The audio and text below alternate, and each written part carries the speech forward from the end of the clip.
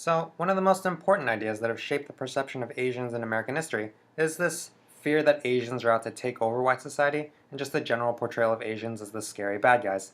This idea is called yellow peril. Every time white Americans find themselves at odds with another race, one of the first things that happen is that they're turned into this caricature of evil, which is why the history of American media is filled with images of blacks as violent thugs, Latinos as violent criminals, Native Americans as violent savages, and, more recently, Arabs as violent terrorists. You can probably see where I'm going with this. This type of demonization really taps into the core idea behind 90% of racial prejudice, which is just this fear that people of color are out to harm white people, take their stuff, have sex with their women, and it's really effective at shaping racial attitudes, because what you see in mass media becomes your reality whether you realize it or not.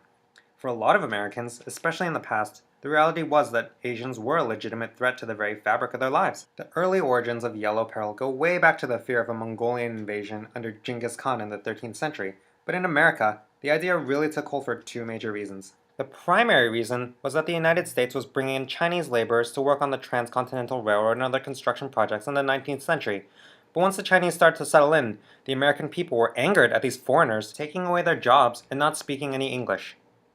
Also, at roughly the same time this was going on, a historical event in China known as the Boxer Rebellion was taking place, wherein a group of fanatical Chinese nationalists massacred thousands of Chinese Christians in what they believed to be a struggle to overthrow Western imperialism and the moral corruption due to Western values after a century of abuse and exploitation. During the rebellion, a handful of white Christian missionaries were killed, leading to the widespread belief that all Chinese were violent, anti-Western terrorists.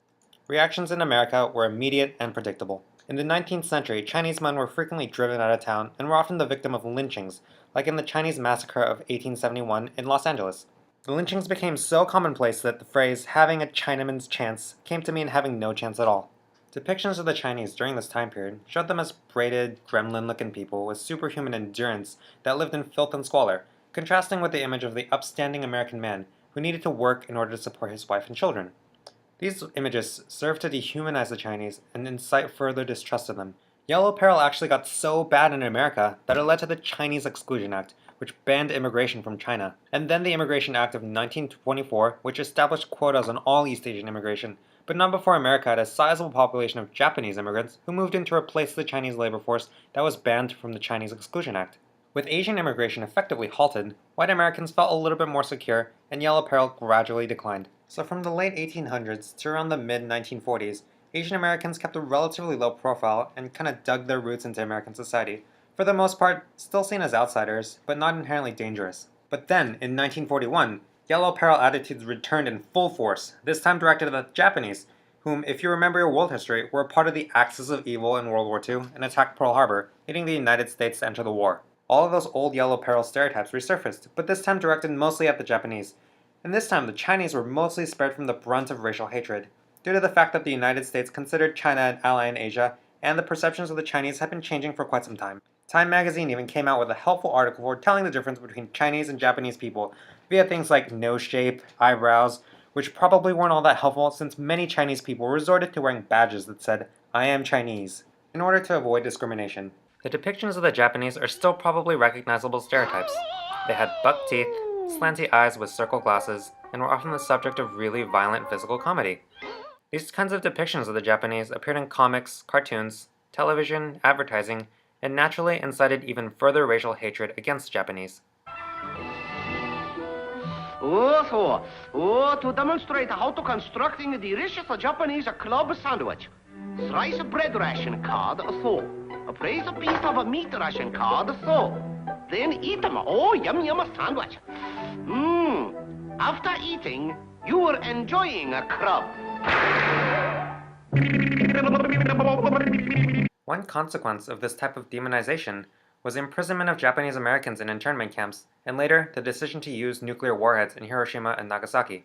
Because US pop culture was so heavily saturated with these really horrific images of Japanese people that made them seem less than human, it became easier to justify the human rights abuses and extreme war measures against the Japanese. Of course, Japan had committed atrocities of their own during the war, and because we were at war, these extreme measures seemed justifiable at the time. But yellow peril has always had more to do with racism than with war or even nationality. For example, in World War II, the United States singled out Japanese Americans as threats to national security, and although a few German and Italian Americans were imprisoned for having Axis sympathies, that was mostly just a pretext to rounding up the Japanese, almost all of whom were put into internment camps.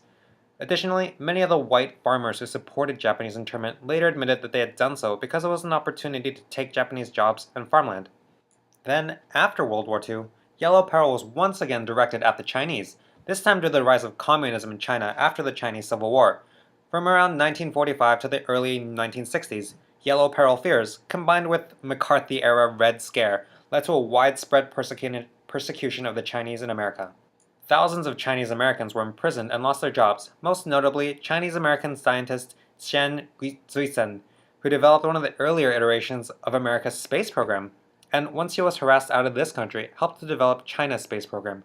The Undersecretary of the Navy, Dan A. Kimball, reportedly commented on the affair, "It was the stupidest thing this country ever did." But communism was really the last big Yellow Peril boom. If you notice today, people typically don't go around lynching Chinese or Japanese people, and Asians are usually stereotyped in the opposite direction as model minorities, and in the next video I'll talk about why that is. If Yellow Peril does appear in media, it usually has more to do with the growing threat of Asian dominance in the global market, or it's directed at North Korea. And similar to in World War II, this kind of Yellow Peril stereotype is usually addressed with more of a question: are you a good Asian or are you a bad Asian? This kind of dividing Asians into good and bad categories is the basic structure of anti-Asian discrimination today. So if it's not a big deal, then why am I even talking about it? Here's why. Asians are still perceived as being perpetual foreigners in the United States, even though we've been here forever. We're perceived as speaking poor English, having more loyalty toward nation of origin than to the United States, and just being fundamentally less American than other ethnicities. Recent polls show that people are still largely distrusting of Asians, specifically the Chinese, but then most people can't distinguish all that well between different Asian groups anyways. Clearly, the average person isn't any less racist than in the 60s in terms of gut-level instinct, but we just live in a world with different stereotypes, and that prejudice is covered up with more political correctness. That doesn't mean it's not there. It is there, and it's in our history. We're just not addressing it right now. If there ever was a global conflict between the United States and another Asian country, the American people could easily turn on Asians in an instant, and all those Yellow Peril stereotypes from before would probably resurge full force. We certainly have a historical precedence for it as a nation, and in a way it's actually happening right now. Western involvement in conflicts in the Middle East and terrorist activity has resulted in widespread demonization and prejudice against Arabic people, and a lot of the same types of discrimination that was leveled against Asians when we were considered a threat. Yes, it's true that we live in a dangerous world and people are capable of doing horrible things, but there are also lots of innocent people just trying to live their lives in the United States, and if we don't keep our fear-mongering, racial prejudice in check, then we could be the ones doing those horrible things.